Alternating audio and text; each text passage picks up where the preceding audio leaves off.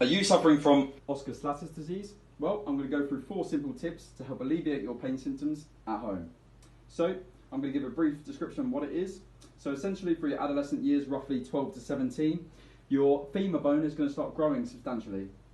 Now this causes tightness across the front musculature on your quads, and this attaches onto your kneecap.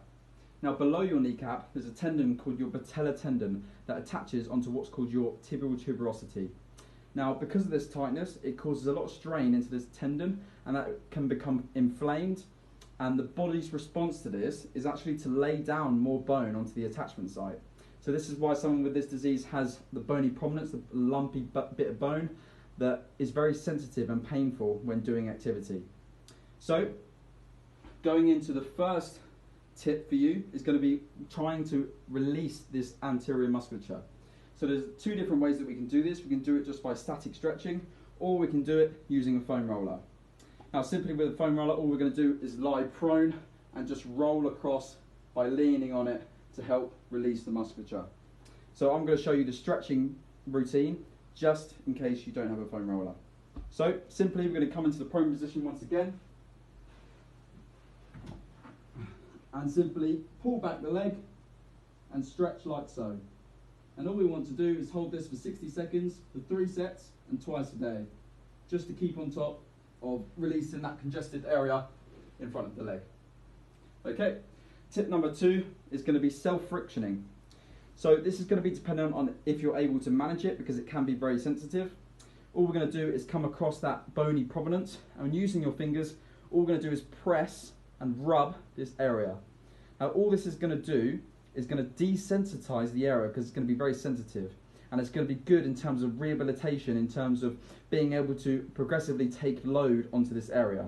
So we're just going to work on self-frictioning this until the pain subsides, or roughly between 45 and 60 seconds at the time, just like so. Okay, so that's tip number 2. Tip number 3 is going to be maintaining the strength of the quadriceps throughout rehabilitation. So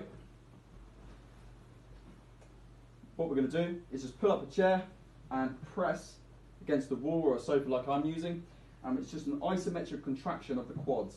So we're pressing against and we're holding for 60 seconds at a time. Now once again, if we can complete this for 3 sets, this is going to be ideal in maintaining that strength into the quadriceps. Okay, so that's tip number 3. Tip number 4 is just something that I wanted to mention to you guys. So tip number 4 is going to be managing your training load and applying ice onto the area. So managing your training load involves cutting back how much activity you're going to be doing from week to week. So if you're going to be doing 5 days a week of activity, all we want to do is trying to cut it back by maybe more of an approachable 1 or 2 activities throughout that week. Now this is an overuse injury, so cutting back the training load is going to be very, very important. And also, once you do complete the activity, all we're going to do is apply ice onto the area.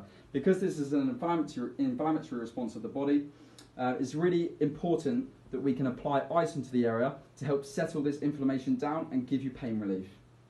Okay, that's the 4 tips that I want you to take home and give it a try. Tag anyone that you think this may be important to, and I will see you guys in the next post.